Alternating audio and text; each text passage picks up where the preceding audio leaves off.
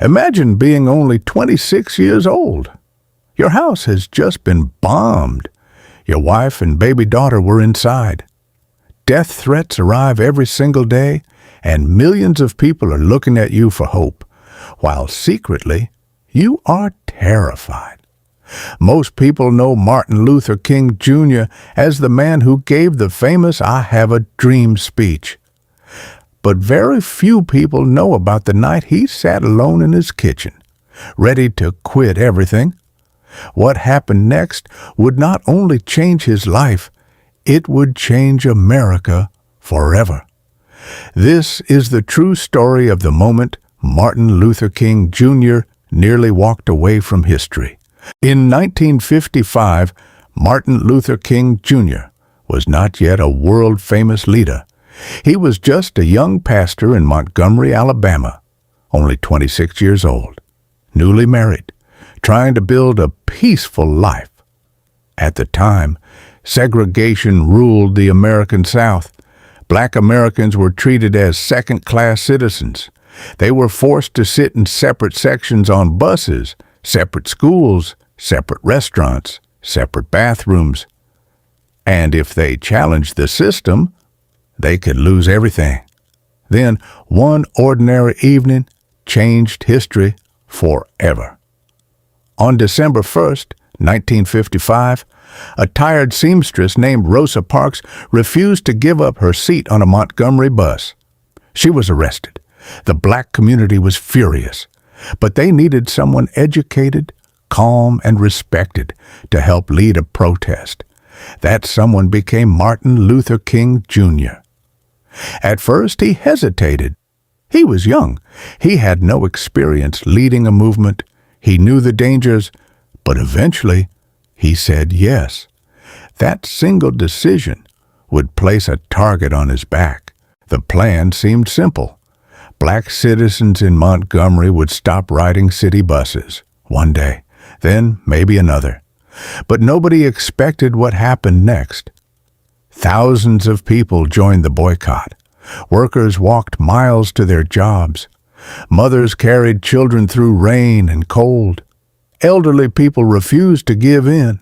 The city was stunned. The bus system began losing huge amounts of money, and suddenly, Martin Luther King Jr. became the face of the movement. Newspapers started printing his name. Crowds filled churches to hear him speak. But fame came with a terrifying price. The threats started almost immediately. Phone calls in the middle of the night. "Leave town now. We're going to kill you. We know where your family lives." At first, King tried to stay strong. He smiled in public. He spoke about peace. He encouraged people not to fight back. But privately, the pressure was crushing him. Every knock at the door felt dangerous. Every strange car outside his house created fear. And then came the night everything exploded. January 30th, 1956. Martin Luther King Jr. was speaking at a church meeting. Suddenly, someone rushed into the room. "Your house has been bombed." King raced home. When he arrived, chaos filled the street. His front porch had exploded. Glass covered the ground. Angry crowds gathered outside. Some people carried weapons. Inside the house were his wife, Coretta, and their baby daughter. Miraculously, they survived. But the city was on edge. Many supporters wanted revenge.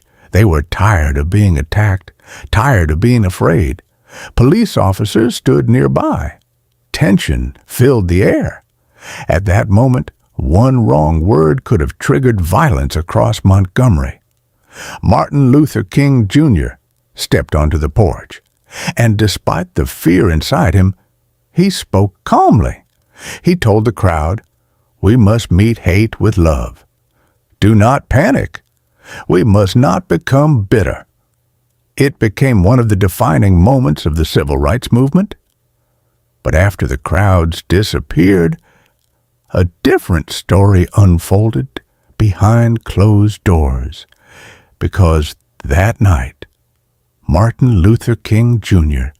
nearly broke. A few nights later, the threats continued.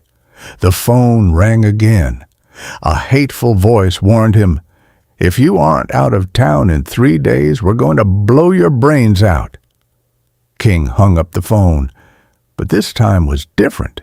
He couldn't pretend to be fearless anymore.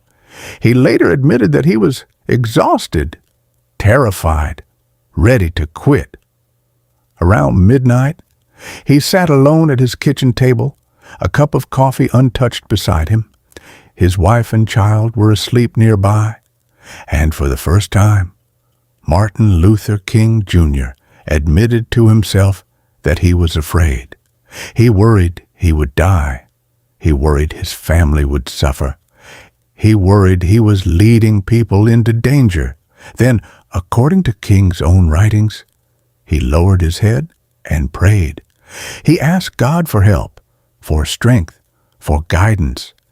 And in that silent kitchen, he experienced something he would never forget. Later, King described hearing an inner voice telling him, "Stand up for righteousness. Stand up for truth.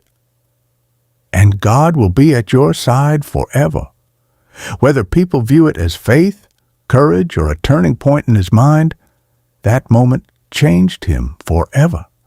The fear didn't disappear completely, but from that night on, he stopped running from it.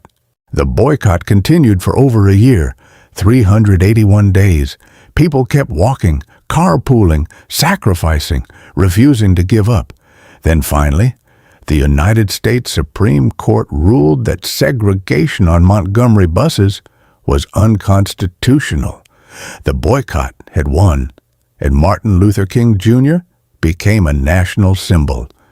But victory came with even greater danger.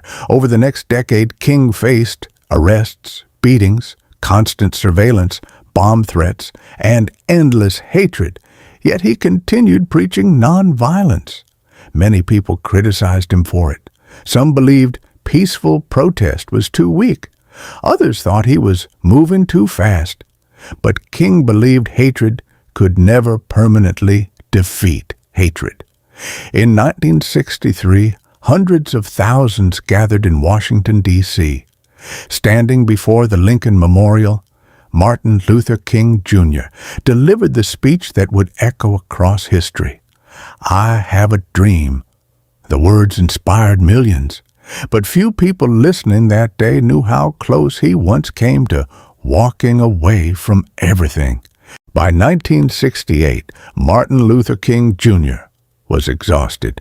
Years of pressure had worn him down. He faced criticism from politicians, threats from extremists, even declining support from some former allies. Still, he continued traveling across America, speaking about equality, poverty, and justice. On April 3, 1968, King gave one final speech in Memphis, Tennessee. It would later become hauntingly famous. In the speech, he said, "I've been to the mountaintop, and I may not get there with you."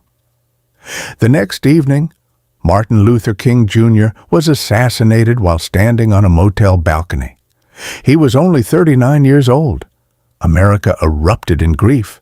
But even after his death, his message survived, and the movement he helped lead changed the nation forever. Today, Martin Luther King Jr.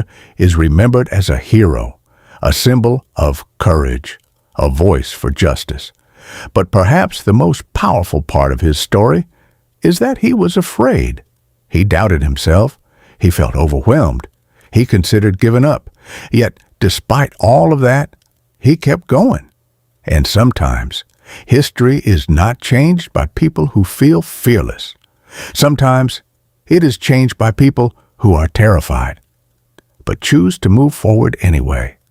If this story inspired you, subscribe for more powerful, true stories from history.